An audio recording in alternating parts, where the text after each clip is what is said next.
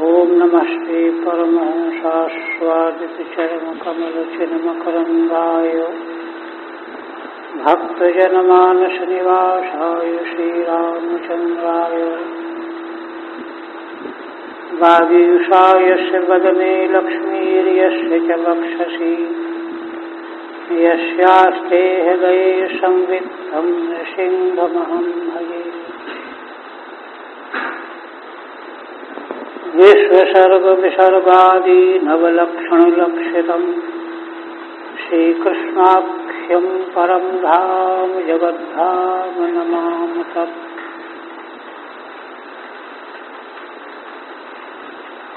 परम आदरणीय यति वृंद, भक्त वृंद एवं श्रोता वृंद,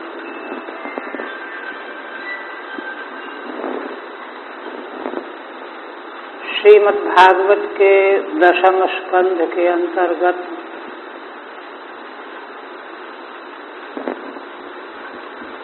श्री भगवान की मंगलमयी लीलाओं के मध्य नवम अध्याय के अंतर्गत उखल बंधन लीला का पिछले दिन निरूपण किया गया। इस लीला में भगवान की भक्त वश्यता का दिव्य दर्शन प्राप्त होता है। माँ यशोदा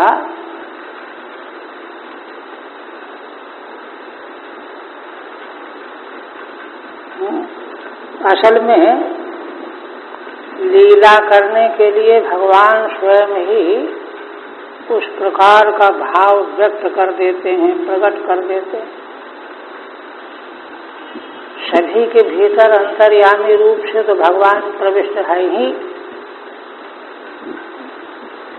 तो माँ के मन में नटखट पुत्र को दंड देने की दृढ़ इच्छा, तो भगवान को उन्होंने बांधना चाहा। सारे घर की रस्सी खर्च हो गई, किंतु बंधन पूरा नहीं हुआ। 2 अंगुल रस्सी कम होती जा रही थी। गोपांगनाएं यह लीला देख करके मुस्कुरा रही हैं, हंस रही हैं।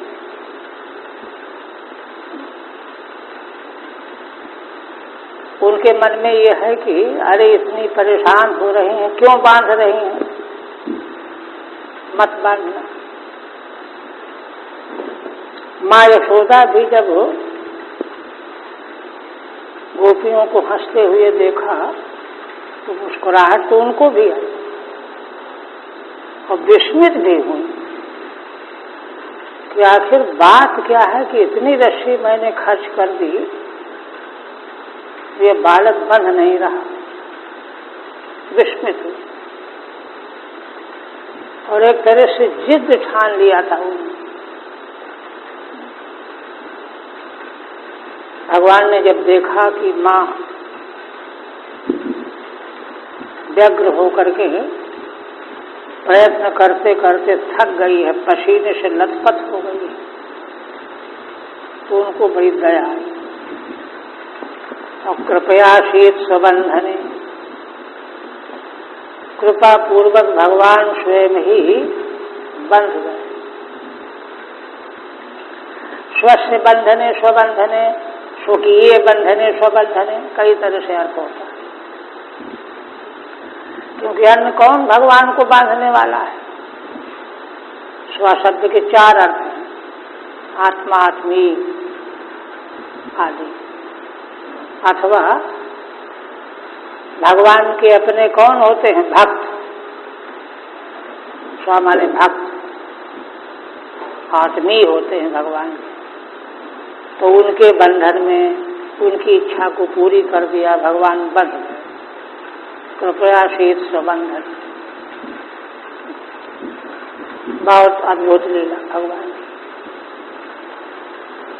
यहाँ तक प्रसंग हुआ था। फिर माँ अपना मनोवांछित भगवान को बांध करके घर के काम काज में व्यस्त हो गए और इधर भगवान को ध्यान आया।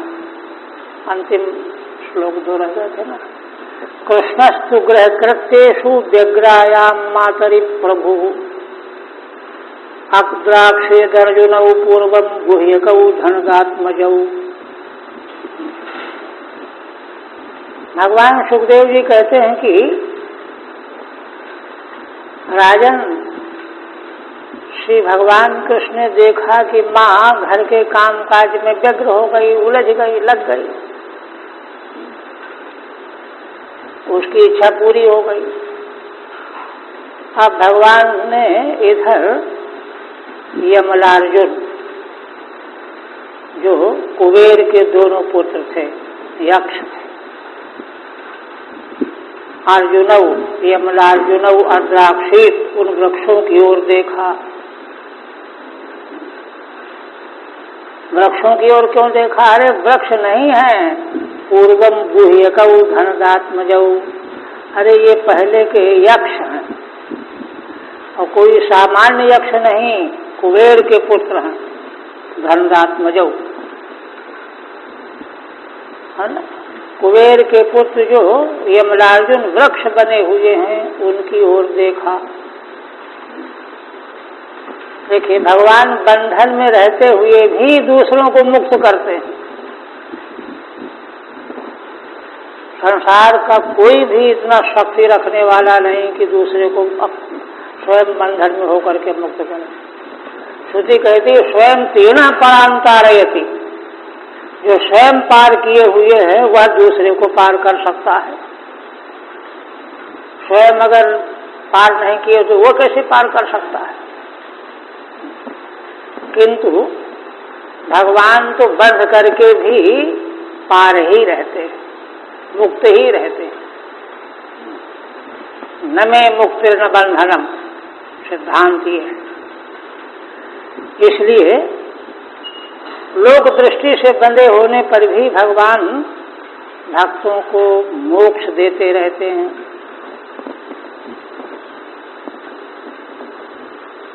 भक्तैर्बद्धस्यापि अन्य मोचकत्वम आह। टीका में भक्तों के द्वारा भगवान बंधे हुए होने पर भी, कि भक्तों का बंधन कोई बंधन थोड़ी है, वो तो एक आनंद है, तो कोई बंधन थोड़ी है। इसलिए लोक दृष्टि में भक्तों के द्वारा बद्ध होने पर भी भगवान में अन्य मोचकत्व प्रकट कर रहे हैं। तो कहते हैं कि इनका विशेष परिचय देने लगे। ये कुबेर के पुत्र हैं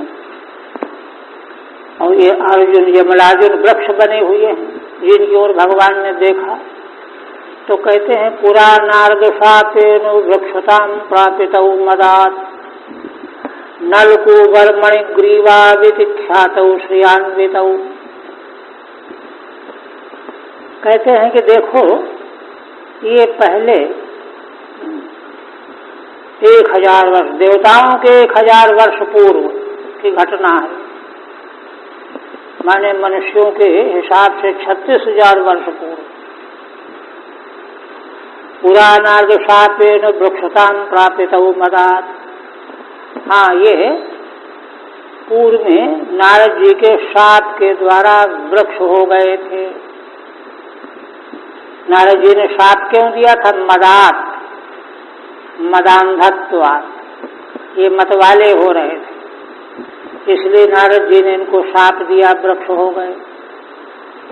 नलकूबर मणिग्रीवौ विख्यातौ श्रियान्वितौ। इनके नाम थे नलकूबर मणिग्रीव, इन 2 नाम से प्रसिद्ध थे, है ना।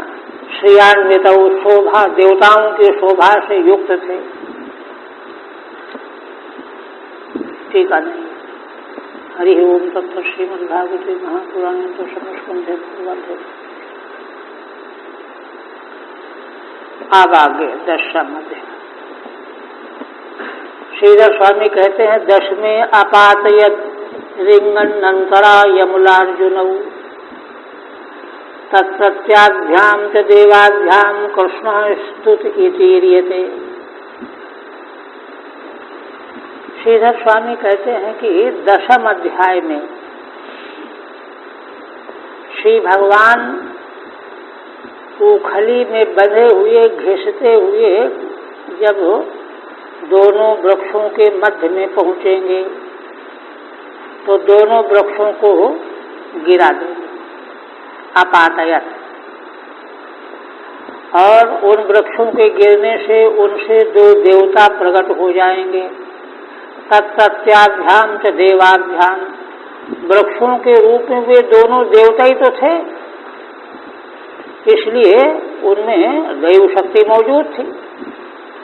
तत्राभ्याम देवाभ्याम कृष्ण स्तुत इतीर्यते, उन दोनों देव कुमारों के द्वारा भगवान श्री कृष्ण की स्तुति की गई है, यह बात कही गई है।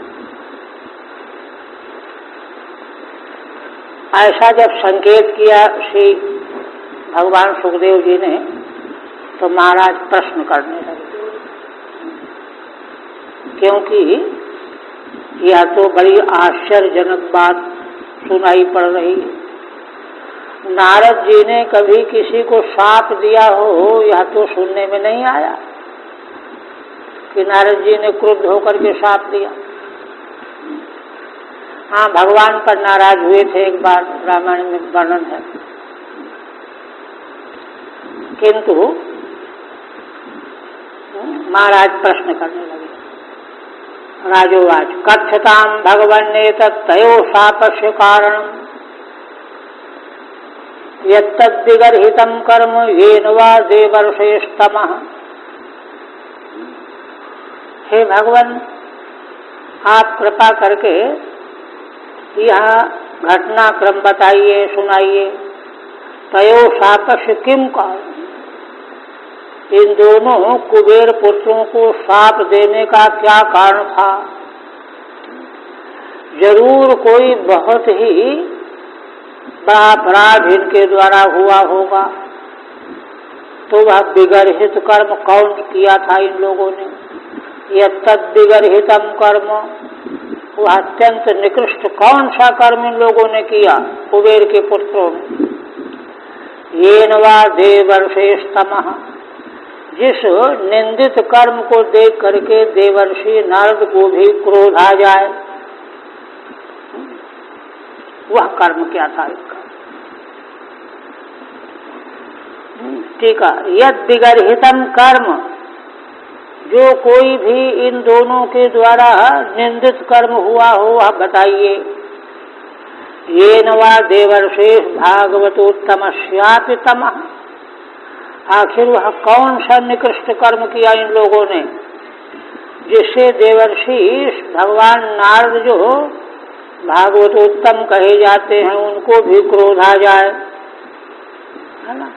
भागवतोत्तमस्यापि तमः, भगवान के भक्तों को क्रोध नहीं आता।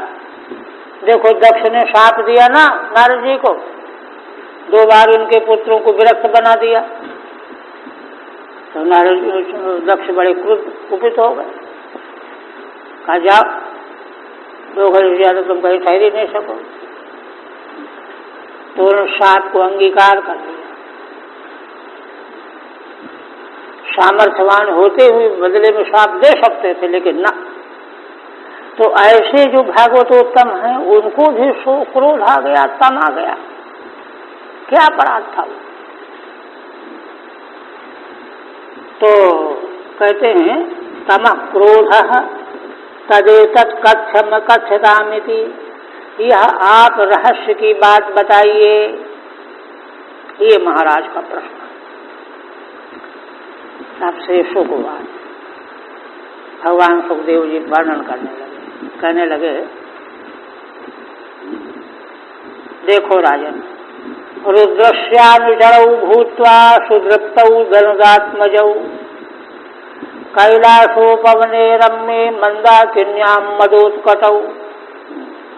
घटनाक्रम का विस्तार श्रीमद् भागवत में नहीं किया जाता, केवल बात जोड़ दी जाती है। कहते हैं देखो ये दोनों धनद माने कुबेर के पुत्र थे, और कुबेर के पुत्र कुबेर धनाध्यक्ष हैं, उनके पुत्र होने से बड़े अहंकारी थे शूद्रप्तव, कि हमारे पिता तो कुबेर हैं, धनाध्यक्ष हैं, ये घमंड। और दूसरी बात, इनको रुद्र भगवान का अनुचर बना दिया गया था। तो जब भगवान रुद्र का इनको अनुचर बनाने का पद मिल गया तब तो और भी घमंडी हो गए।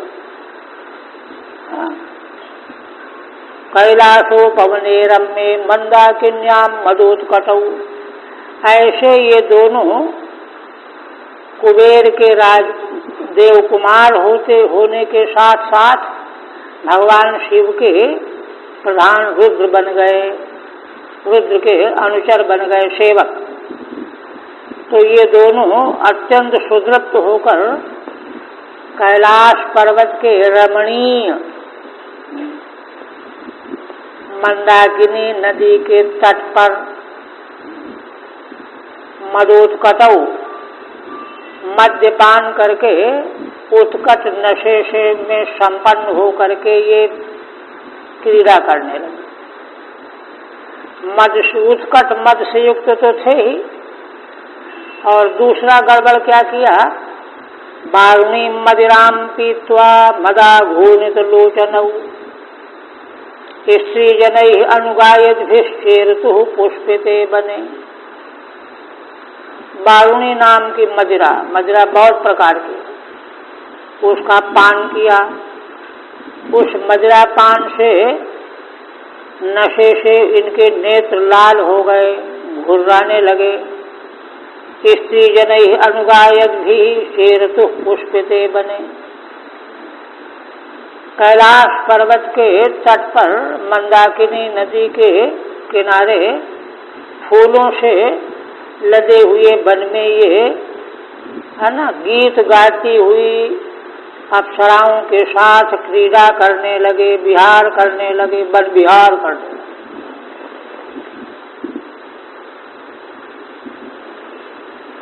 है ना, अंतः प्रविश्य गंगायाम अम्भोज वनराजिनी क्रीडतुर्युवतिभिर गजाविउ करेणुभिः।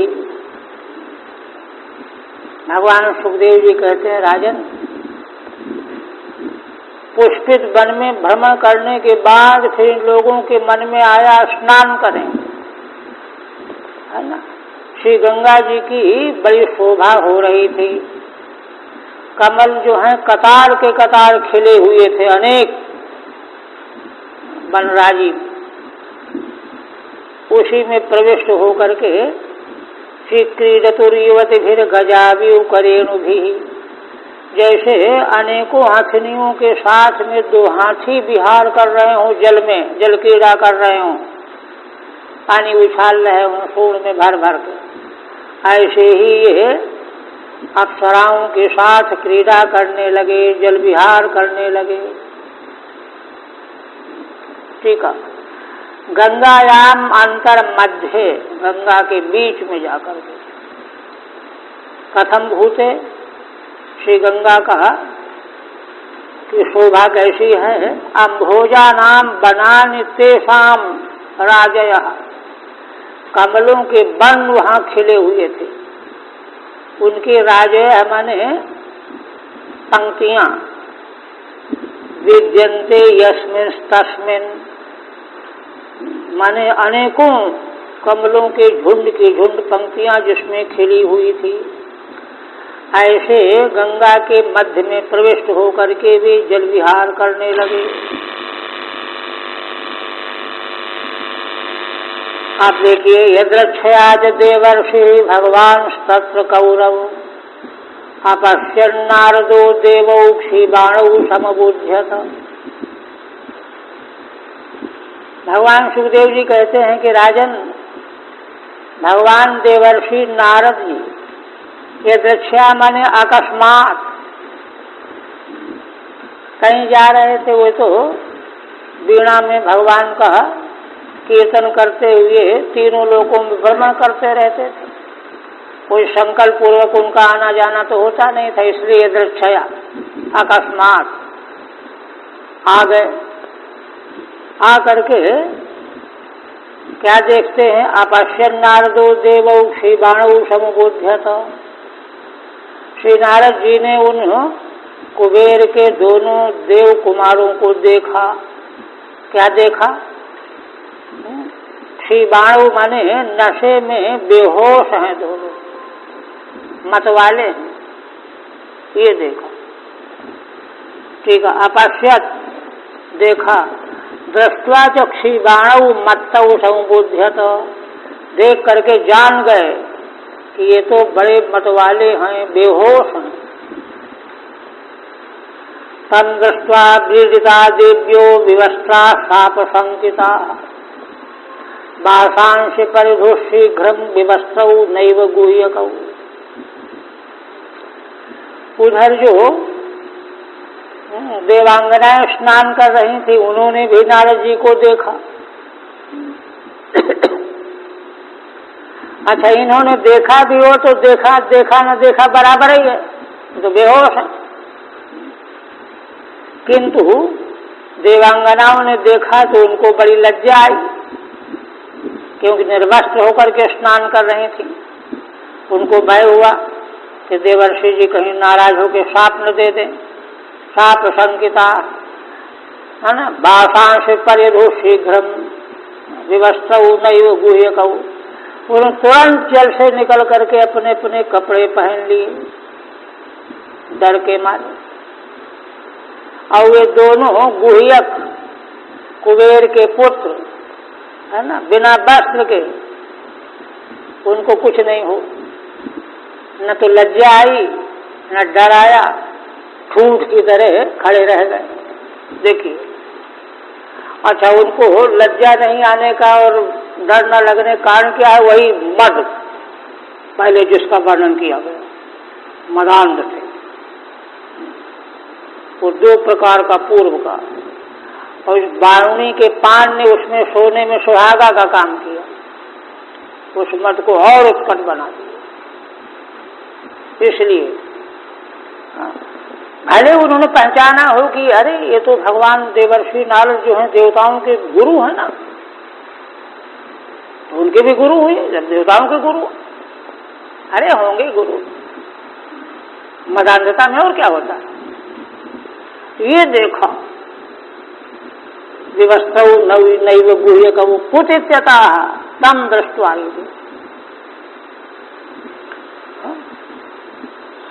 महिलाएं तो लज्जाशील होती हैं, सरल होती हैं, उनको डर भी लगा, इसलिए उन्होंने जल्दी जल्दी वस्त्र पहन लिए। इनको कुछ नहीं। तौ दृष्ट्वा मदिरा मत्तौ श्री मदान्धौ सुरात्मजौ, तयोः अनुग्रहार्थायो शापम दार्शन्यदम जगौ। कहते हैं कि श्री नारद जी ने उन दोनों को देखा, है ना। देवांगनाओं को तो कोई बात नहीं, ठीक है, उनको लज्जा आई, उन्होंने अपने कपड़े पहन लिए, लेकिन इनको देखा दोनों को, है ना। तव मदिरा मत्तौ, मदिरा से मतवाले हो रहे हैं दोनों। श्री मदान्धौ, श्री मने धन संपत्ति के मत से अलग से अंधे हुए हैं। सुरात्मजौ हैं तो देवताओं के पुत्र, देवताओं के पुत्र हैं, देव कुमार हैं। तब ऐसा जब देखा, तब श्री नारद जी को हुआ, तयोः अनुग्रहार्थायो शापम दार्शन्यदम जगौ। उन दोनों के प्रति अनुग्रह करने के लिए शाप देते हुए यह कहा। देखिए, आपातता यहाँ लग रहा है कि अनुग्रह करने के लिए शाप देते हुए, ये तो विरोध है दोनों। अनुग्रह करने वाला शाप क्यों देगा, और शाप जो दे रहा है वो अनुग्रह कैसा? विरोधाभास है। किंतु रहस्य क्या है कि देवर्षि नारद जी वास्तव में तो अनुग्रह करना चाहते हैं। क्यों? देखिए, असल में विश्व ब्रह्मांड की स्थिति तीनों लोकों के शासक देवराज इंद्र, देवराज इंद्र के अनुशासन में 8वां स्कंध मनवंतर स्कंध में महाराज परीक्षित ने जब प्रश्न किया है ना, मनुपुत्र देवगण देवराज इंद्र सप्तऋषि भगवान का अवतार, ये कैसे काम करते हैं, ये प्रश्न किया। तो वहाँ बहुत ही उच्च कोटि का की विधि बताई। भगवान का जो अवतार है एक,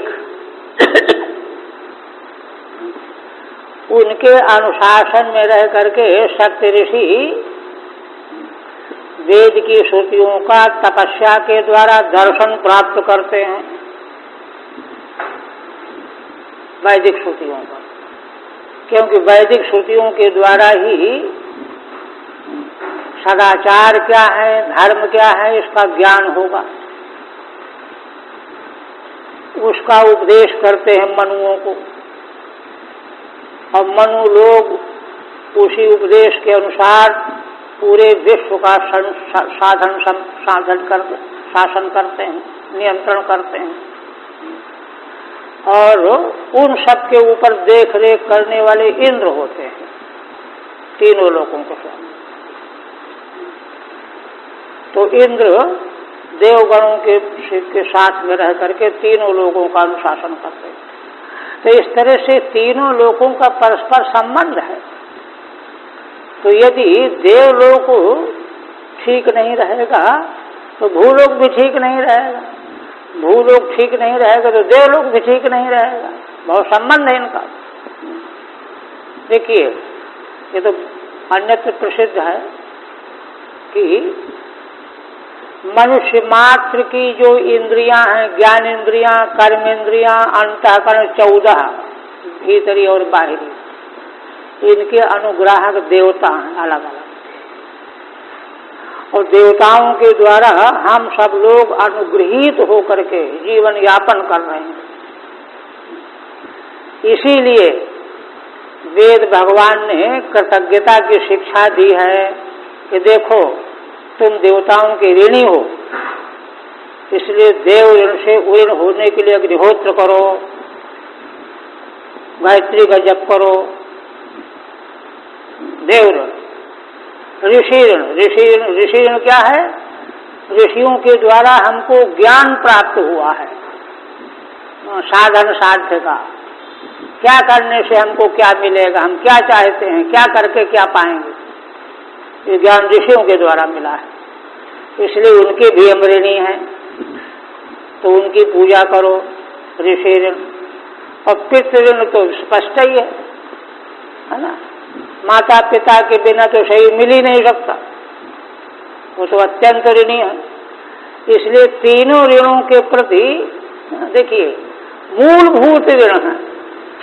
मनुष्य बनने के लिए जिनसे तुम निरंतर उपकृत हो रहे हो, पितरों से उपकृत हुए शरीर मिला हुआ है, ज्ञान मिला हुआ, ऋषियों से उपकृत हुए हो, देवताओं से उपकृत निरंतर हो रहे हो। सूर्य भगवान अगर नेत्रों में अनुग्रहण देख नहीं सकते, सारी इंद्रियां देवताओं से अनुग्रहित होकर के हमको सामर्थ्य दिए हुए हैं, ज्ञान प्राप्ति का सामर्थ्य मिला हुआ है। तो इस तरह से ये है अनुग्रह। तो इसको दृष्टि में रख करके देवर्षि नारद के मन में आया कि अरे, ये देव कुमार हो करके, देवता हो करके ऐसा गड़बड़ करेंगे तो ठीक नहीं है, सब बिगड़ जाएगा मामला। तो इसलिए अनुग्रह करने के लिए, अब अनुग्रह करने के लिए क्या है ना, किसी के शरीर में कोई फोड़ा फुंसी हो तो डॉक्टर ऑपरेशन अनुग्रह करके तो करता है, ऑपरेशन की में तो मर ही जाएगा। तो ऑपरेशन करना अनुग्रह ही है। उसी तरह से इनकी बीमारी ऐसी है कि साप ही अनुग्रह है, वही है यहाँ तयो अनुग्रहार्थायो सापम दासन निदम जगऊ। ठीक है, अनुग्रहार्थाय अनुग्रहस्य मदनाशो अर्थस्य श्री कृष्ण दर्शनम तदर्थम। देखिए श्रीधर स्वामी की महिमा। अनुग्रह का अर्थ क्या कर रहे हैं? अनुग्रहार्थ शब्द है ना मूल में, तो अनुग्रहार्थ में अनुग्रह और अर्थ तो अलग अलग करते हैं। अनुग्रहस्य मदनाशः, अनुग्रह ये है कि इनके मद का नाश हो जाए पहले, क्योंकि जब तक ये बेहोश बने रहेंगे तब तक भली बात समझ में आएगी नहीं। तो अनुग्रह तो ये है कि इनके मद का नाश हो। और अर्थ क्या है?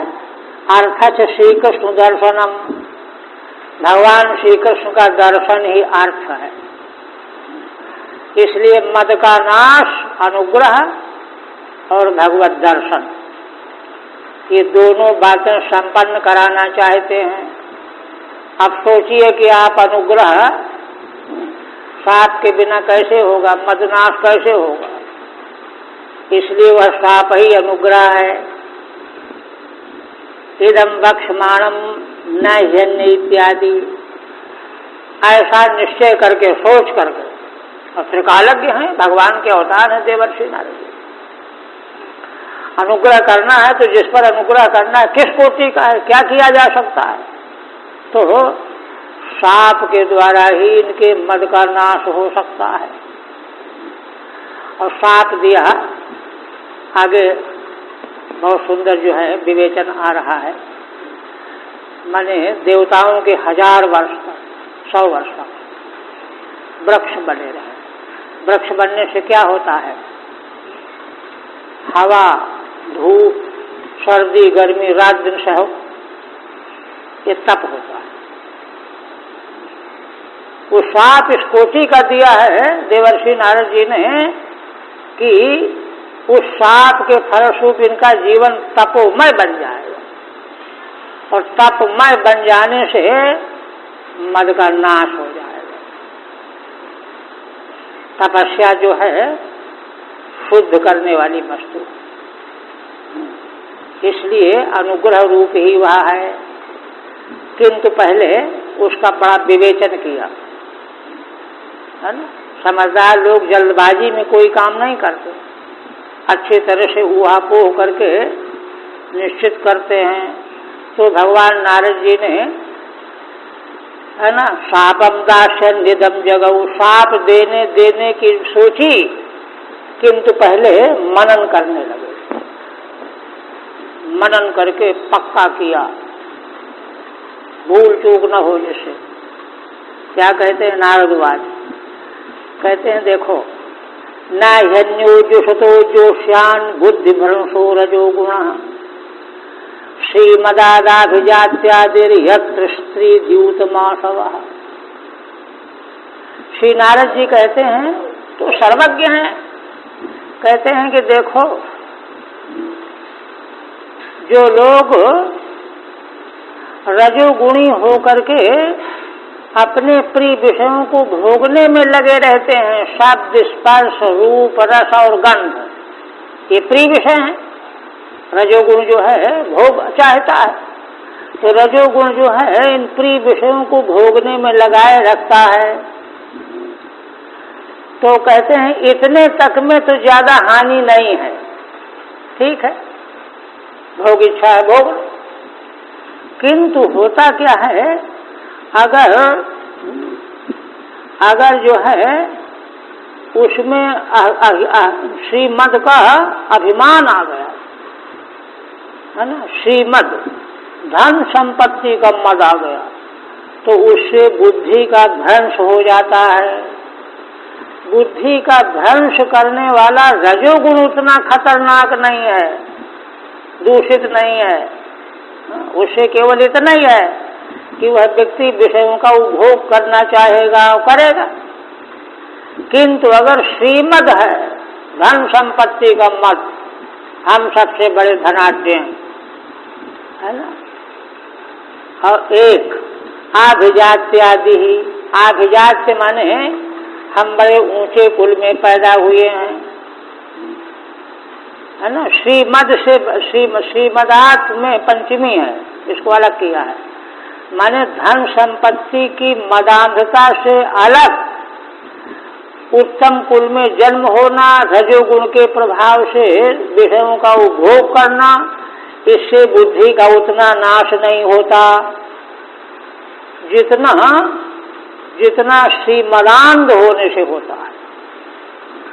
श्रीमदांधता को नारद जी बहुत दूषित बता रहे हैं, उससे बहुत बड़ी हानि होती है। आगे उपादन करेंगे। आभिजात्यादि माने अच्छे कुल में जन्म लेना, पढ़ा लिखा होना, सुंदर होना, उससे उतनी हानि नहीं जितना श्रीमद उसको नीचे गिरा देने वाला है। क्यों क्यों कहते हैं? यत्रिष्टि द्यूतमासवः, कहते हैं श्रीमद में तीन तीन अनर्थ एक साथ अपने आप जुड़ जाते हैं। स्त्री, जुआ और आसव माने मदिरा, ये अनायासेन आ जाते हैं। इसलिए यह सबसे अधिक बुद्धि का नाश करने वाला है, विकार है। ठीक है। श्रीधर स्वामी कहते हैं जोश्यान प्रियान विषयान जुषतः सेव मानस्य पुंसः, जो प्रिय विषय शब्द स्पर्श रूप रसगंध अच्छे लगते हैं विषय, उनको व्यक्ति भोगता रहता है, सेवन करता रहता है, किंतु ऐसे व्यक्ति को श्रीमदात अन्य आभिजात्यादि, श्रीमद से भिन्न आभिजात्यादि मन सत्कुल और विद्या आदि की प्राप्ति, है ना, इससे होने वाले मद उतने खतरनाक नहीं होते जितना कि श्रीमद से होने वाला मद हानिकारक होता है, बुद्धि को भ्रष्ट करने वाला होता है। अन्योवा रजोगुण रज कार्य हास्य हर्षादि रूपो नहीं, अथवा रजोगुण से, रजोगुण का कार्य क्या है? व्यक्ति हंसता रहता है, प्रसन्न बना हुआ है, तो इससे भी उतनी बड़ी बुद्धि का पतन नहीं होता, किंतु श्रीमद से सबसे बड़ा अनर्थ होता है। तथा बुद्धि भ्रंशो बुद्धिम भ्रंशयति, तथा माने अन्य भोगों के सेवन से बुद्धि का भ्रंश उस प्रकार का नहीं होता, किंतु श्रीमद एवेति, फिर किससे होता? श्रीमद से होता है। तदा क्यों? यत्र त्याग चतुर्भी, यत्र से लेकर के 4 श्लोकों से कह रहे कि क्या क्या अनर्थ होता है। चतुर्भी यत्र श्रीमदे, श्रीमद में स्त्री द्यूत मासवः 3 तो पहले कह चुके, अब आगे और कहते हैं हन्यन्ते पशवो यत्र निर्दयी अजितात्भिः, क्योंकि जो धन संपत्ति से मदान्ध होते हैं वे निर्दयी हो जाते हैं और इंद्रियां उनके वश में नहीं रहती हैं, इसलिए उन लोगों के द्वारा पशुओं की हिंसा की जाती है। एक कहते हैं कि क्यों करते हैं पशुओं की हिंसा? तो मन्यमानैरिमं देहम अजरा मृत्यु नश्वरम, श्री नारद जी कहते हैं कि असल में वे लोग, मदांध लोग, इस देह को जो अत्यंत नश्वर है इसको वे लोग, है ना, अजर और अमृत्यु वाला मान बैठते हैं, है ना, न हम वृद्ध होंगे न मरेंगे। ये श्रीमदांध का दोष होता है। देह है तो नश्वर, लेकिन वे अभिमान में आकर के, घमंड में आकर के, अरे हमारा क्या बिगड़ जाएगा, हम तो ये सेवन कर लेंगे, वो सेवन कर लेंगे, ये होता है। इमं नश्वरम देहम अजरा मृत्यु, अजरश्च अमृत्युश्च, माने वे ऐसा भ्रमित हो जाते हैं कि यह देह न तो वृद्ध होगा न मरेगा, यथा तथा मन्यमान ही, ऐसा मानने वाले हो जाते हैं। इसलिए वे संसार के दूसरे प्राणियों की हिंसा करने में उनको कोई संकोच नहीं होता। आप कहते हैं कि देखो इनकी मूर्खता देखो, देह के बारे में ये क्या उल्टी बुद्धि बना लेते हैं। देव संगीतमप्यन्ते कृमिविद भस्म संगीतम। देखो देह चाहे उसकी देव संज्ञा भले हो, देह तो सभी का है, देवता दानव मानव पशु पक्षी। देव माने जिसकी देव संज्ञा, भाई तो देवता का शरीर है इनका, ये मनुष्य का शरीर है, पशु का शरीर है, भले देव संज्ञा है उस शरीर की, किंतु अंत में क्या होगा, उसको कीड़े खा जाएंगे और बिट बन जाएगा, खा करके टट्टी कर देंगे, आग में जला देने से भस्म राख बन जाएगा। यही तो होगा अंत में। आज उसको तुम देव कह रहे हो, राजा कह रहे हो, बड़े भले आदमी कह रहे हो, चाहे कुछ भी कहो, कोई संज्ञा दो, अंतिम गति यही है। भूत धुक तत्कृते स्वार्थम किंदे दिनयो यतः। अब सोचने की बात है कि दूसरे प्राणियों से द्रोह करने वाला मूढ़ उसी देह के लिए, जो देह एक दिन राख हो जाने वाला है, कीड़े मकोड़े बन जाने वाला है, इसके लिए ही स्वार्थम किंवेद निर्णयो यतः, उसी देह को लेकर के अपना क्या स्वार्थ साधना चाहता है ना, जिसका अंतिम परिणाम निरय माने नरक प्राप्त होना है। ठीक है। नरदेव भूदेव संगीतमपि स्वादिभिर्भक्षितम। चाहे नरदेव कहो, भूदेव कहो, देव कहो, किंतु उसको अंत में कुत्ते खा जाते हैं, है ना। बिट संगीतम, है ना, बिट बन जाता। दग्धम, अग्नि में जलाया गया तो राख बन गया। भस्म संगीतम, अन्यद्वा कृमि संगीतम, अथवा जलाया नहीं गया, कुत्तों ने खाया नहीं तो कीड़े पड़ जाएंगे, कीड़े बन जाएंगे। तत्कृते तदर्थम यो भूत द्रुग्धा। ऐसे दो कौड़ी के देह के लिए जो प्राणियों से द्रोह करने वाला है, ये तो भूत द्रोहा निरयो भवति। भूत दोष का फल क्या है? निरय, नरक। साकिम स्वार्थम वेद। ऐसा समझ रखने वाला भला अपने स्वार्थ को कहाँ जानता है, क्या जानता है? नैव वेदेत्यर्थः, बिल्कुल नहीं जानता है, ये अर्थ हुआ। कहते हैं कि देखो देह के प्रति अहम भाव भी, एक तो देह के प्रति माने उपद्रव करना, देह के प्रति अहम भाव ही मूर्खतापूर्ण है। कैसे? देह किमन्न दातु स्वम निषेक्तु मातुरेव च। यह देह विचार करो कि जो अन्न देने वाला है उसका है, अथवा पिता का है, अथवा माता का है जिसने जन्म दिया है, अथवा माता के पिता माने नाना का है, माँ का भी जन्म जिसके अधीन है ना। अथवा कोई बलवान आदमी इसको अपने कब्जे में कर ले, चलो ये काम करो, उसके अधीन हो गया। अथवा किसी ने पैसा देके खरीद लिया, अब उसके यहाँ काम करो।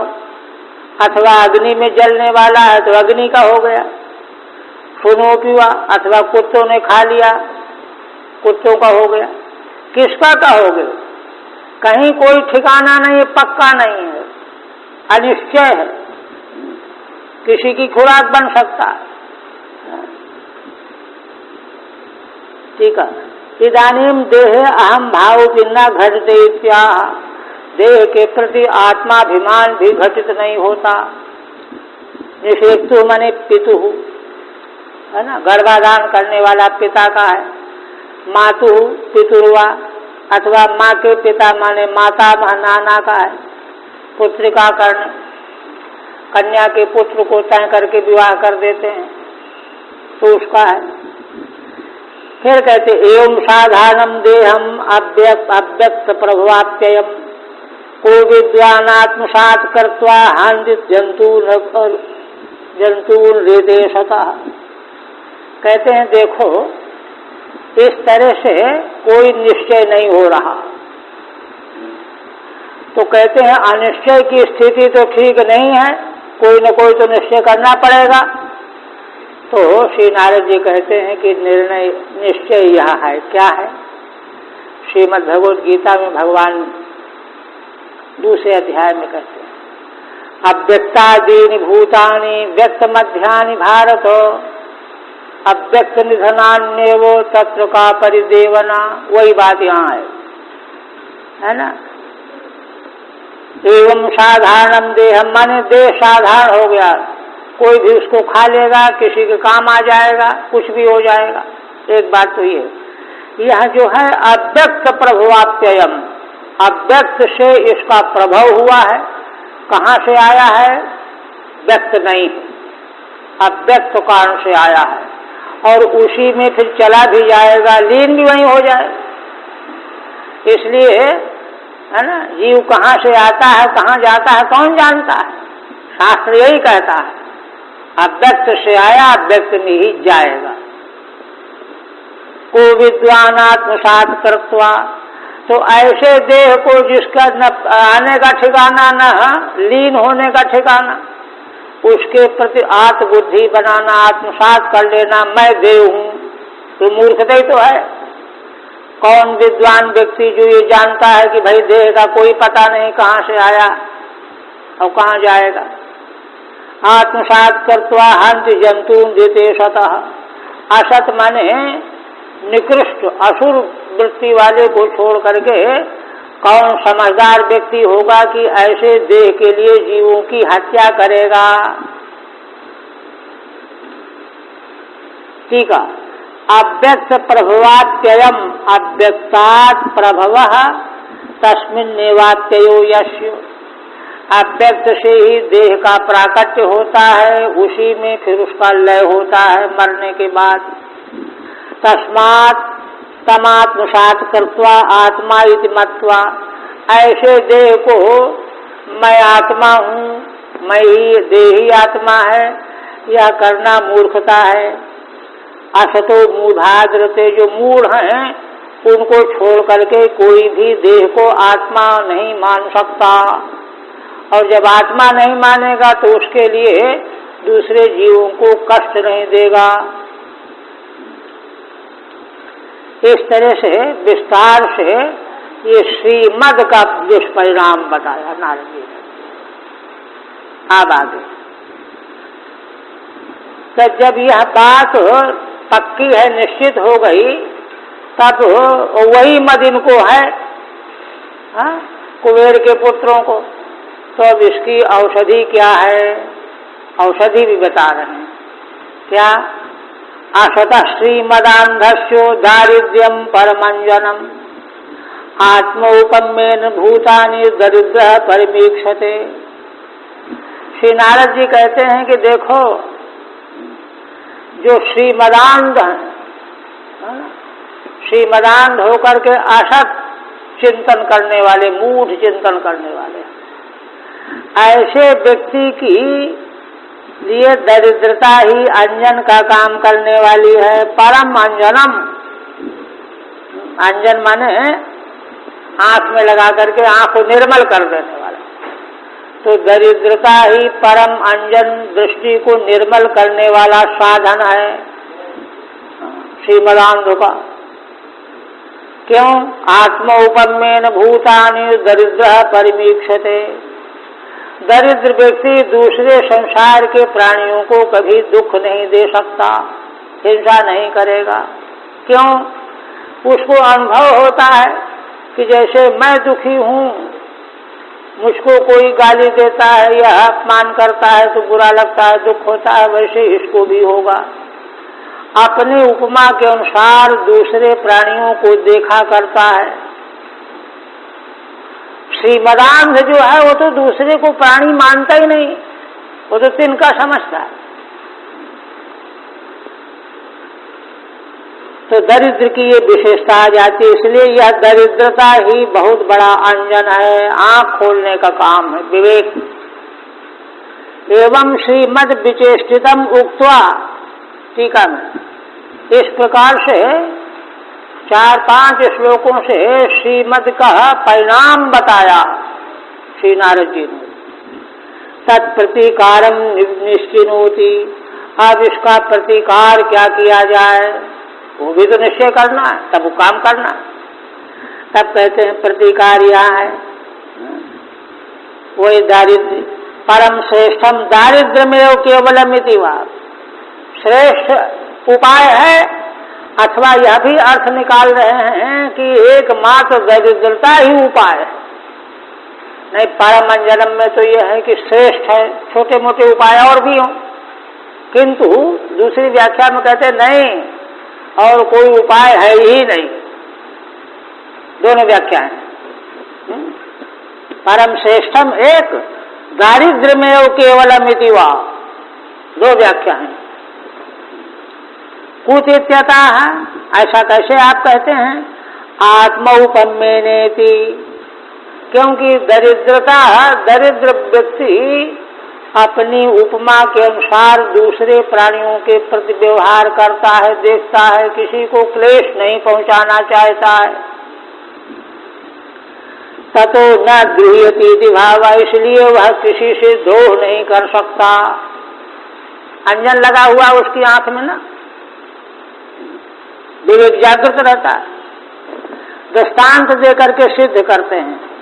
यथा कंटक विद्धांगो जंतो नेच्छताम व्यथाम, जीव साम्यम गतो लिंगै न तथा विद्ध कंटक। श्री नारद जी कहते हैं कि देखो, जैसे किसी के शरीर में कांटा चुभ गया हो तो बड़ा तकलीफ हो रही है उसको, तो उसके मन में आता है कि भैया कांटा किसी को न लगे तो अच्छा। जंतोर ताम व्यथाम न क्षति, किसी भी जीव को कांटा न लगे, कांटा लगने से बड़ा क्लेश होता है। अच्छा, क्यों? जीव साम्यम गतो लिंगई, क्योंकि दूसरे जीव भी तो इसी तरह के हैं, तो उसके द्वारा जीवों के समान जो है उसमें भाव आ गया। अपने को जो सुख कर है, जो दुख कर है, वो दूसरे को भी सुख दुख कर होगा। इसके द्वारा वह जान लेता है। ना तथा विद्ध कंटक, किंतु यहीं पर कहते हैं कि जिसके पैर में कांटा कभी लगा ही नहीं, वह दूसरे जीवों को भी कांटा ना लगे यह कभी नहीं चाहेगा। क्यों? उसको अनुभव ही नहीं, कांटा लगने से क्या दुख होता है यह अनुभव ही नहीं है ना। इसलिए जो है यह दृष्टांत हो रहा है।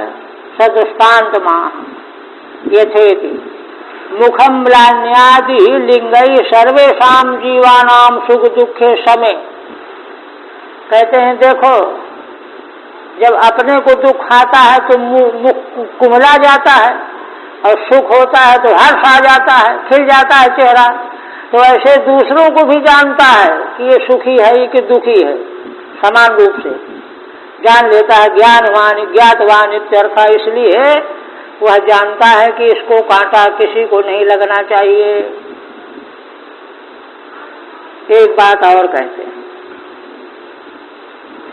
माने ये तो व्यवहार में सुख दुख के अनुभव तक की बात आई कि भाई जिससे हमको सुख मिलता है वह दूसरे को भी मिले, जिससे हमको दुख मिलता है हम नहीं पसंद करते वह दूसरे को भी न मिले। आप कहते हैं कि देखो इतना ही नहीं, यह अनुभूति जो है मोक्ष तक पहुंचाती है। बहुत ऊंची बात आगे कहने जा रहे हैं। क्या कहते हैं? देखो, दरिद्रता में कौन कौन से लाभ हैं। दरिद्रो निरहंस्तंभा तंभो मुक्त सरो मदैरिहो कृच्छम यदृच्छयाप्नोति तद्धितस्य परम तपः। श्री नारद भगवान कहते हैं कि दरिद्र प्राणी एक तो अहंकार रहित होता है। जो धनाढ्य है उसको धनी होने का अभिमान जरूर रहता है, मैं धनाढ्य हूं। और दरिद्र जो है तो उसको कोई अभिमान नहीं है, तो होगा कहां से, वो तो दरिद्र है, धन है ही नहीं। एक तो ये माने धनवान में धन और धन का अभिमान, धन और धन का अभिमान दो चीजें। और तीसरी तृष्णा आगे आएगा, मुक्ता सर्व मदैरी है, किंतु दरिद्र में धन तो रहता ही नहीं है ना, अभिमान भी नहीं रहेगा। जब धन नहीं तो अभिमान काहे को होगा। तो ऐसी स्थिति में संभा मुक्ता सर्व मदैरी है, तो धन के अभिमान में जो नाना प्रकार के मद आ जाते थे उनसे वह मुक्त बना रहता है। एक लाभ तो ये कृच्छम यद्रक्षयाप्नोति तद्धिता से परम तपः। हाँ, एक बात उसके जीवन में आती है कि उसको जीवन निर्वाह में क्लेश सहना पड़ता है। भूख लगी है, खाने को नहीं है, सर्दी है, वस्त्र नहीं है, ये क्लेश उठाना पड़ता है। लेकिन इससे फायदा कितना बता रहे हैं, है ना। कृच्छम यद्रक्षयाप्नोति, जो अकस्मात क्लेश उसको प्राप्त होता है खाने पीने का, कठिनाई का, तो कहते हैं तद्धितस्य परम तपः, तो यह उसका बहुत बड़ा तप बन जाता है। बृहदारण्यक उपनिषद के 6वें अध्याय में वहाँ साधनों का उपदेश किया है, तो वहाँ मूल श्रुति में उपदेश किया गया है कि कोई भयंकर ज्वर हो गया हो, सन्निपात हो गया हो, तो वहाँ वेद भगवान कहते हैं कि उसको आंख बंद करके सहन कर लो, घबराओ नहीं। तो उस क्योंकि वो क्लेश जो आया है दुष्कर्म का फल है, तो उसको सहन कर लेने से वो तप बन जाएगा, और तप बनने से सारे पाप उसके क्षीण हो जाएंगे। उसी तरह से दरिद्रता में जो क्लेश अनुभव होता है उसको नन्वच किए बिना अगर वह व्यक्ति सहन कर लेता है तो उसका बहुत बड़ा तप बन जाता है। आखिर तप और है क्या, जानबूझ करके क्लेश सहन करना ही तो तप है। बाहर जाएंगे, कंदमूल फल खाएंगे, जमीन पर सोएंगे, कष्ट सहना ही तो है। तो उसका फल यही है कि वह निष्पाप बन जाता है। तद्धितस्य परम तपः किंच दारिद्र्यम मोक्षमपि साधयति इत्याह। दारिद्र्य जो है मोक्ष भी सिद्ध करा देता है। व्यवहार तो उत्तम बनाता ही है। कैसे, श्लोक 4 श्लोकों से कह रहे हैं, है ना। कहते हैं निरहम स्तंभः, उसको कोई अहंकार नहीं होता। निर्गतो अहंकार रूप स्तंभो यस्मात् सः, ये है। और इसलिए जब स्तंभ नहीं है तो मदांध के द्वारा जो दुष्कृत्य होते हैं वे उसके द्वारा होने वाले नहीं हैं। जीवन यापन में जो क्लेश होगा वो तो उसका तप बन जाएगा। फिर आगे नित्यम क्षुत्क्षाम देहस्यो दरिद्रस्यान्यकांक्षिणः। देवर्षि नारद जी कहते हैं कि वह बेचारा दरिद्र व्यक्ति है ना, भूख प्यास से उसका शरीर दुर्बल हो जाता है। क्षुत्क्षाम देहस्य दरिद्रस्य अन्नकांक्षिणः, उसको कहीं से खाने को, पेट भरने को मिल जाए, यही आकांक्षा बनी रहती है। एक रोटी मिल जाए, है ना, तब क्या होगा।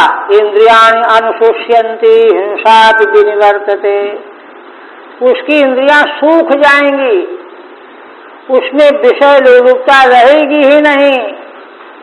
ये लाभ है। इंद्रियाणि अनुशोष्यन्ति हिंसापि विनिवर्तते, और दूसरे किसी भी प्राणी को वह दुख देने की इच्छा नहीं करेगा, हिंसा की भावना भी चली जाएगी। अच्छा देखिए, प्रथम स्कंध में जहां पुरुषार्थ मीमांसा बताई गई श्रीमद् भागवत, धर्म किस लिए? मोक्ष के लिए। लोग जो समझते हैं कि धर्म का फल है पैसा, ये नहीं। धर्मस्यापवर्गस्य नार्थार्थाय उपकल्पते। और दूसरा पुरुषार्थ है अर्थ। धर्म अर्थ है ना दूसरा। अर्थ का फल लोग सोचते हैं खूब मौज में भोगो, ये नहीं। अर्थ का वहां फल क्या बताया? अर्थ इसलिए है कि धर्म की ओर वृद्धि करो, वही है पूर्व मीमांसा, पुरुषार्थ मीमांसा में। धर्म की वृद्धि करो, भोग के लिए नहीं। धर्म अर्थ और काम किस लिए है? काम इसलिए नहीं है कि करें हत्या जो है चाहे मृत्यु आ जाए लेकिन भोगना बंद न करो, ये नहीं है। कामशनेन्द्रिय प्रीति लाभो जीवेत यावता। काम का फल है जीवन की रक्षा। इंद्रियों को हम तृप्त करके मानेंगे, ये नहीं है उसका फल। इंद्रिय कभी तृप्त होते ही नहीं है। काम का फल है शरीर जो है सुरक्षित बना रखना। लाभो जीवित यावता। और जीवन का फल क्या है? जीवन का फल लोग समझते हैं, मूढ़ लोग समझते हैं कि जीवन बना हुआ तो और मेहनत करो और पैसा कमाओ और भोग भोगो, तो घूम फिर करके वहीं आएंगे। कुकर फूकर दृष्टि ही उनकी बनी रहती है। वहां क्या कहा है पुरुषार्थ मीमांसा में? जीवस्य तत्व जिज्ञासा। जीवन का फल है तत्व जिज्ञासा प्राप्त करना। तत्व क्या है? ये संसार क्या है? यहाँ जीव क्यों पैदा होता है? यहाँ क्या मिलता है ना? शांति कैसे मिलेगी? आवागमन कैसे मिटेगा? इस तत्व की जिज्ञासा जीवन का फल है। तो जो ये शास्त्रीय सिद्धांत को समझने वाले हैं तो उनको तो आनंद ही आनंद है। इंद्रियां जो हैं कमजोर हो जाएंगी, भोग इच्छा समाप्त हो जाएगी। हिंसा विनिवर्तते, यही तो मार्ग है। ठीक है नहीं? और भी देखिए एक बात और बड़ी जोरदार कह रहे हैं। क्या कहते हैं कि ऐसे जो साधक हैं, जो दरिद्र जैसी बात बताई गई, इनको प्रकाश स्तंभ प्रदान करने वाले संत भी उपलब्ध हो जाते हैं। क्योंकि अगर संत उपलब्ध नहीं होंगे तो क्या होगा कि उनकी धन की तृष्णा भी बढ़ती चली जाएगी और फिर वह देखा देखी दूसरों की तरह से उसी व्यापार में लग जाएंगे जैसे आज हो रहा है। भागवत को पढ़ सुन करके कुछ समझना है, परमार्थ समझना ये नहीं, पैसा कमाना है। चारों ओर कमाने वाले दिखाई दे रहे हैं। इसलिए संत महापुरुषों का संग होगा तो उनकी बात समझ में आएगी। वो कहने जा रहे हैं क्या? दरिद्रश्चयुज्यन्ते साधवः समदर्शिनः सद्भिक्षुणोति तम तरसम तत् आताराद विशुध्यति। बहुत मूल्यवान वचन है ये। श्री नारद भगवान कहते हैं कि राजन, नहीं वो तो अपने से शास्त्र का चिंतन कर रहे हैं, है ना? सुखदेव भगवान कह रहे हैं कि नारद जी यह सोच रहे हैं क्या? क्या? साधवा समदर्शिनः दरिद्र से युज्यन्ते। साधु पुरुष, महापुरुष, समदर्शी पुरुष, जीव मात्र के प्रति आत्मभाव रखने वाले संत महापुरुष दरिद्र व्यक्ति को ही प्राप्त होते हैं। तो कहते हैं कि प्राप्त होने से क्या मिलता है उनको, है ना? तो कहते हैं सद्भिक्षुणोति तम तरसम तत् आराध विशुध्यति। दरिद्र व्यक्ति में एक दोष रहता है, वो सोचता रहता जैसे सुदामा जी की पत्नी बार बार कहने लगे कि जाओ भगवान के पास चले जाओ, दे देंगे, कुछ दे देंगे, और गए भी। लेकिन गए इसलिए नहीं गए कि भगवान दे देंगे, धन संपत्ति के लिए, दर्शन करने के लिए। पत्नी की बात भी रह गई और भगवान का दर्शन बहुत दिन हो गया नहीं हुआ था, दर्शन करने के लिए गए। क्या देखिए उज्जवल चरित्र है, ब्रह्मांड में से चरित्र कहीं ढूंढने से मिलेंगे नहीं। तो यहाँ क्या होगा, जब साधु पुरुष उनको दर्शन के लिए प्राप्त हो जाएंगे तो उनसे क्या होगा, उनके सत्संग से उनके भीतर जो धन की तृष्णा बनी हुई है, दूसरों को देख देख करके कह रहे हमारे पास ये नहीं है, ये नहीं, ये नहीं है, तो ये तृष्णा उनकी समाप्त हो जाएगी। तो साधु पुरुष में तो कुछ विकार रहता ही नहीं है, तो उन संत पुरुषों के संग से जाएगी तृष्णा। लंपटों के संग से तृष्णा जाने वाली नहीं है, तृष्णा तो बढ़ने वाली है। सद्विष्णुतम तरसम तत् आराध विशुद्ध्यति, यही एक विकार था दरिद्र व्यक्ति में, तृष्णा। हाय हमारे पास ये नहीं है, हाय ये नहीं है। और जब ये समाप्त हो गई सत्पुरुषों के संग से, उनके चरणों में बैठने से, तत् आराध विशुद्ध्यति, तो विशुद्ध हो जाएंगे।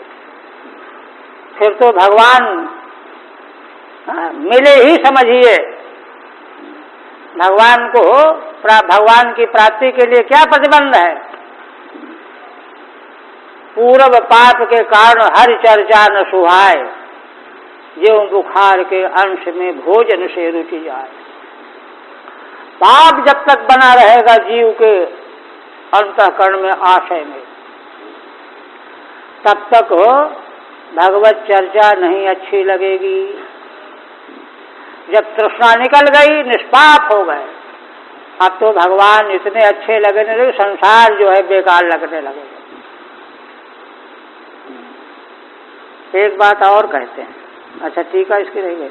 युज्यन्ते माने स्वतः संगच्छन्ते। देखिए कहते ऐसे पात्रों के यहाँ सत्पुरुष अपने आप मिल जाते हैं, चल करके आते हैं, अपने आप दर्शन देने के लिए आ जाते हैं, क्योंकि ऐसे लोगों का भोजन ही पवित्र होता है।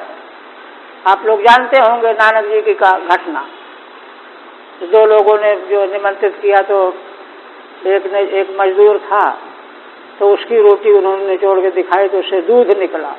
एक बड़ा पैसे वाला था, उसको निचोड़ा तो उससे रक्त निकला। ये दिखा दिया उन्होंने नानक जी ने। इसलिए संत पुरुष जो हैं उन्हीं लोगों के पास चल करके जाते हैं भिक्षा लेने के बहाने, उनका उद्धार भी होगा और भिक्षा पवित्र मिल जाएगी। इसीलिए तो यति के लिए वानप्रस्थियों के यहाँ भिक्षा लेने का पहले नंबर पर विधान किया है शास्त्र में, धर्मशास्त्र में। वो पवित्र, तब उससे पवित्र कोई भिक्षा हो ही नहीं सकती, तब जाकर के जीवन बनेगा। कहते हैं कि देखो, फिर कहते हैं कि नहीं, साधु लोग भी तो धनिकों को बहुत चाहते हैं। तो उस पर कहते हैं कि साधु नाम समचित्ता नाम मुकुंद चरणैषुणाम उपेक्षय किम धनस्तंभै असदभि असदाश्रयैः। देखिए गौर करने की बात है। श्री नारद जी चिंतन कर रहे हैं, भगवान सुखदेव जी वर्णन कर रहे हैं। कहते हैं राजन देखो, देवर्षि का चिंतन क्या है, साधु नाम समचित्ता नाम। साधु पुरुष तो समान चित्त वाले होते हैं, उनको क्या किसी से लेना देना है। एक सवेरे हमने वहां घटना सुनाई थी। स्टोइक नाम के एक संत थे, विदेश की घटना है। तो सिकंदर उनके पास आए, पूछ करके कोई संत का दर्शन कराओ। तो वो पानी के टब में बैठे रहते थे, सर्दी थी, प्रातः काल का समय 8 बजे। तो सिकंदर ने कहा, प्रणाम किया करके, बताने से आया था ना, कहा महाराज कोई सेवा बताइए। तो इशारा किया कि तुम ऐसे खड़े हो कि धूप हमसे रुक रही है, तो बगल खड़े हो जाओ, धूप सीधे आने दो। सर्दी लग रही थी ना उनको, और कुछ नहीं, केवल धूप छोड़ दो, हमारी जो धूप रोक रहे हो, तुम खड़े ऐसे हो, इसको छोड़ दो। ये उन्होंने कहा। क्या लेना देना उनको। तो वही कह रहे हैं, साधूनाम समचित्तानाम मुकुंद चरणैषुनाम। उनकी ऐसा तो केवल भगवान के चरणों में रहा करती है और कहीं नहीं, है ना। इसलिए उन लोगों के द्वारा जो धनाढ्य घमंडी हैं उनकी उपेक्षा करते हैं वे। उपेक्षा ही तेषाम उपेक्षा ही, उनके लिए वे उपेक्षा के योग्य हैं। कौन? धन स्तंभ ही, जो धन स्तंभी होते हैं, धन स्तंभी होते हैं, जो उपेक्ष होते हैं उनके लिए। अच्छा, इसका देखिए मतलब ये नहीं है कि धन बहुत बुरी चीज है, इस पर भी चिंतन करना चाहिए, है ना। धन स्तंभ भाई असद भी असदाश्रय ही कहते हैं। देखो, एक तो उनमें धन का घमंड होता है, एक वे असत चेष्टा करने वाले होते हैं, ऊट पटांग के काम करेंगे, कुछ भी कर देंगे, करवा देंगे। और असदाश्रय ही, और गलत लोगों का आश्रय लिए रहते हैं। मान लो खुद गलत नहीं करेंगे तो गलत लोगों का आश्रय लिए रहेंगे, अपने जो है बॉडीगार्ड की तरह से उनको समझेंगे, बनाए रहेंगे। तो इन कारणों से संत पुरुषों के भी उपेक्ष हुआ करते हैं। अच्छा, धन स्तंभ, धन का स्तंभ जो मद है ये जाए कैसे? तो इसके लिए शास्त्रकारों की दृष्टि ये है कि समग्र धन संपत्ति भगवान की है। सप्तम स्कंद में जहाँ सनातन धर्म का निरूपण किया गया वहाँ बहुत विस्तार से कहा गया, नारद जी ने कहा समग्र धन संपत्ति भगवान की है, हम तो केवल उसके, है ना, केवल जो है उसके पहरेदार हैं, यथासाथ हम विनियोग करने वाले हैं। ये दृष्टि चाहिए। ये दृष्टि हो तो फिर जो है फिर स्तंभ नहीं आएगा, फिर मद नहीं आएगा, वहाँ विकार नहीं आएगा। इसीलिए देखिए श्रीमद् भगवद गीता के 6वें अध्याय में जब अर्जुन ने प्रश्न किया कि भगवान जो निष्काम कर्मयोग के मार्ग में चल रहा है, मान लो, है ना, 2-4 वर्ष चला और मृत्यु हो गई और सिद्ध नहीं कर पाया साधन, तो उसको क्या होगा? कहीं ऐसा तो न हो कि वेद मार्ग से अलग हो गया है तो कोई लोग भी न मिले, और ये पूरा नहीं हुआ तो कुछ भी न मिले, नाश ही हो जाए। ये अर्जुन ने प्रश्न किया 6वें अध्याय। तब भगवान कहते हैं कि नहीं, निश्चिंत रहो, पार्थ नैवे नामुत्र विनाशस्त से विदिते, सब कह करके क्या होगा उसका? तो कहते हैं कि भाई देखो, निष्काम कर्मयोग की सिद्धि क्यों नहीं हुई? कहीं न कहीं उस साधक की वासना अटकी हुई थी। तो उस साधन, उतने दिन के साधन का फल ये होगा कि उसके फलस्वरूप जहाँ उसकी चेतना उलझी हुई थी वह प्राप्त हो जाएगा, प्राप्त होकर के वो घाई पार कर लेगा। किंतु वह पार करके, प्राप्त करके जब उसको फिर आगे बढ़ेगा, आगे वहीं वर्णन है सब, वहाँ पर बताया है कि शुचीनाम श्रीमताम गेहे योग भ्रष्टो भी जायते। योग भ्रष्ट जो योगी पुरुष है वह पवित्र धनाढ्य लोगों के घर में जन्म लेता है, जहाँ धन का यथाशास्त्र विनियोग होता है, दुराचार जहाँ नहीं है। जैसे महाराज जनक, महाराज दशरथ, ये पवित्र श्रीमान कुलों में जन्म लेता है, अथवा योगियों के कुल में, ऐसा वहाँ वर्णन किया है।